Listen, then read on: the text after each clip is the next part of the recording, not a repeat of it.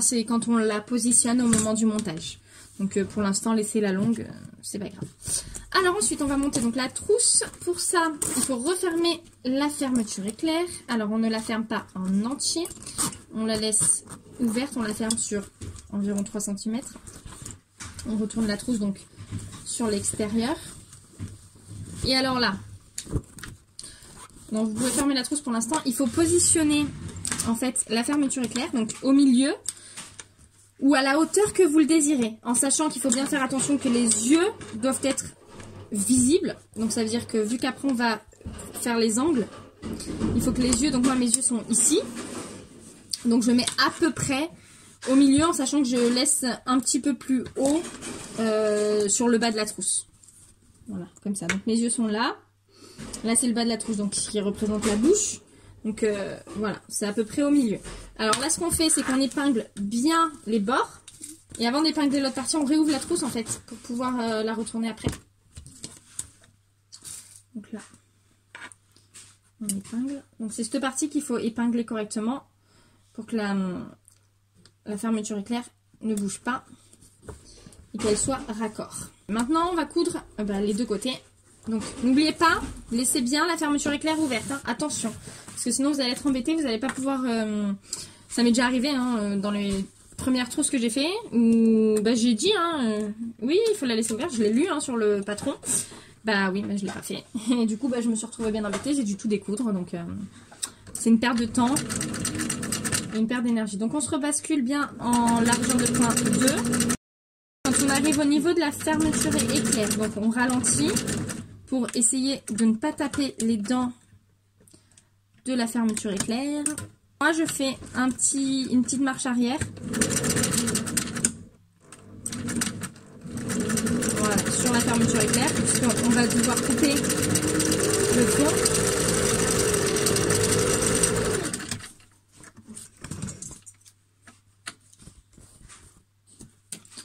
Voilà, couture.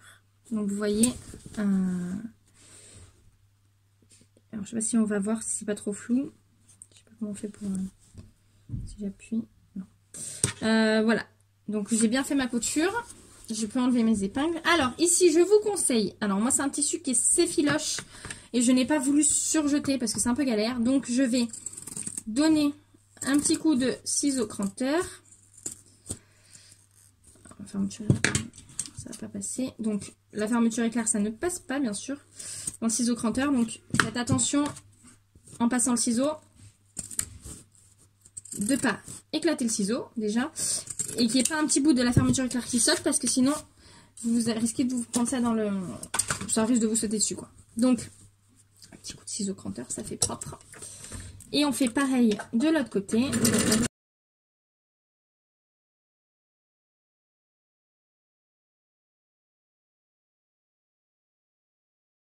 On va pareil couper parce que ça s'effiloche un petit peu.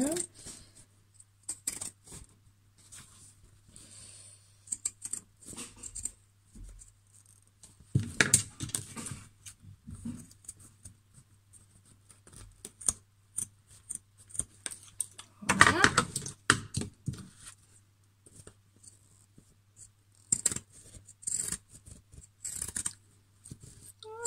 Voilà. Alors donc là ça va être la partie la plus casse-pied, donc on va former les angles ici en fait qui vont donner cette forme rectangulaire à la trousse et là on va insérer en même temps la poignée. Donc pour ça je vais pousser la machine comme ça j'aurai un peu plus de place et je vais essayer de vous baisser au maximum, j'espère que vous verrez. Alors pour ça il faut aplatir l'angle comme ceci, vous le positionnez sur la table. Voilà. Et en fait, donc je vous le montre en hauteur, je vais le faire bien pour le faire correctement. Une fois que vous êtes comme ça, vous le prenez face à vous.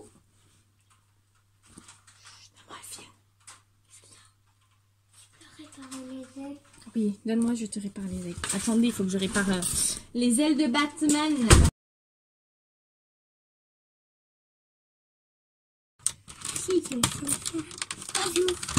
Je m'appelle Lorenzo. Je crois que Lolo, on va devoir attendre que papa y rentre parce que là, je vais faire une bêtise. Non, chérie, tu attendras que papa y rentre, papa il te le fera. Ok, mon cœur? Bisous, un bisou, un bisou, un bisou. Mouah, super.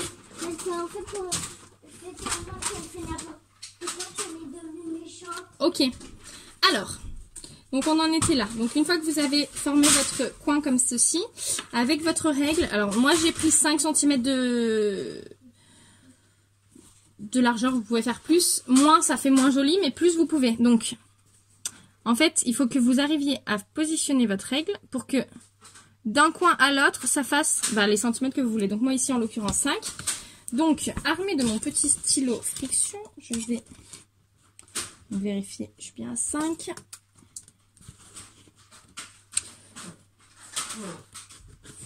Hop, tracer mon trait et épingler.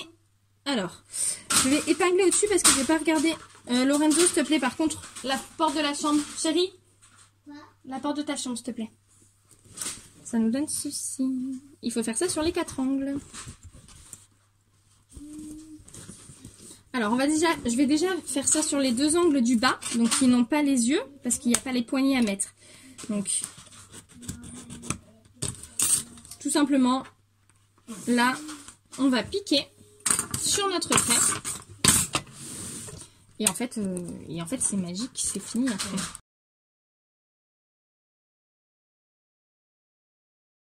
On enlève. Moi aussi je t'aime. On enlève les épingles et on a déjà le bas de notre trousse qui est formé. Maintenant pour le haut, on va faire exactement la même chose sauf qu'on va pas piquer tout de suite. Donc déjà on va marquer les centimètres. Donc 5.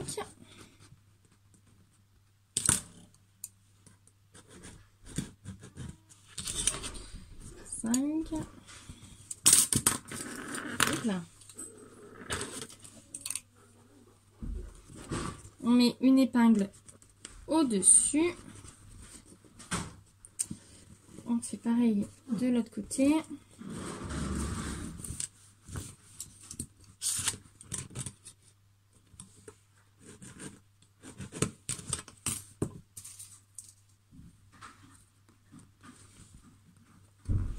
Et alors là, la technique, c'est qu'en fait, on coupe à 5 mm de notre trait, notre tissu.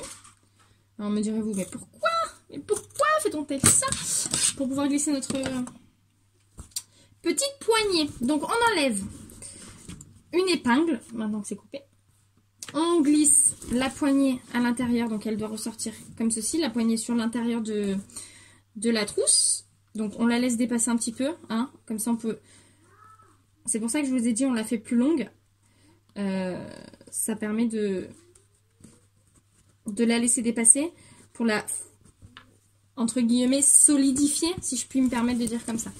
Donc là ce qu'on fait c'est qu'on retourne la trousse. Alors soit vous mesurez à peu près la trousse, la poignée que vous voulez, vous la coupez bien tout de suite, machin. Moi j'aime bien faire un peu... quand je calcule au dernier moment. Donc, moi je veux que ma poignée aille environ comme ça. Donc je vais couper là. Donc en gros, si vous voulez, ça fait une poignée de 22 cm à peu près. À peu près, hein, parce que j'ai mesuré comme ça, sans poser, sans rien. Mais oui, environ 22 cm. Donc, là, on enlève la deuxième épingle. On passe le deuxième morceau de la poignée. On laisse dépasser un tout petit peu. On réépingle. Et ça nous donne ceci.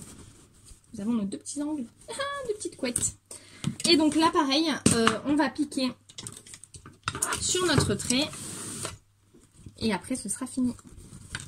Donc c'est plutôt quelque chose de rapide à faire. Niveau complexité, pardon, je n'arrive plus à parler. Ça va, c'est pas très compliqué. Hein, je pense que un petit peu de patience. Celles qui n'ont jamais fait, pour des débutantes, c'est très facile. Donc là, à la poignée, vous... J'ai un problème de fil. N'hésitez pas à faire en plein milieu de la poignée un petit aller-retour, hein, pour la solidifier correctement.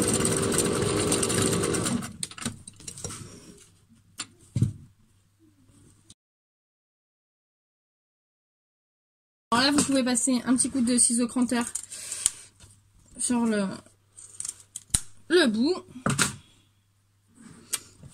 Et c'est fini en fait les amis. Et donc là on retourne la trousse. Et c'est finito. Un petit coup de pointe de ciseaux dans les angles pour les faire bien propres.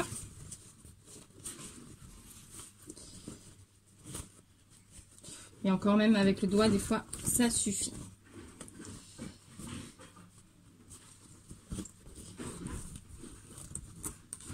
Et voici notre deuxième trousse monstre. Alors voilà, on a fini la petite vidéo. Vas-y, je t'en prie. On espère que ça vous a plu. Si vous avez des questions, vous n'hésitez pas. Vous postez un petit commentaire, on y répond. Abonnez-vous. Plein de pouces en l'air. On met plein de petits pouces bleus si vous avez aimé, ça fait toujours plaisir. Et on s'abonne. Non, alors, il faut mettre que des pouces en l'air, il faut pas mettre des pouces en bas. Et après, n'hésitez pas à vous abonner à la chaîne. Et on se retrouve très prochainement, très rapidement pour une nouvelle vidéo. Couture. Bisous. Bisous les copains.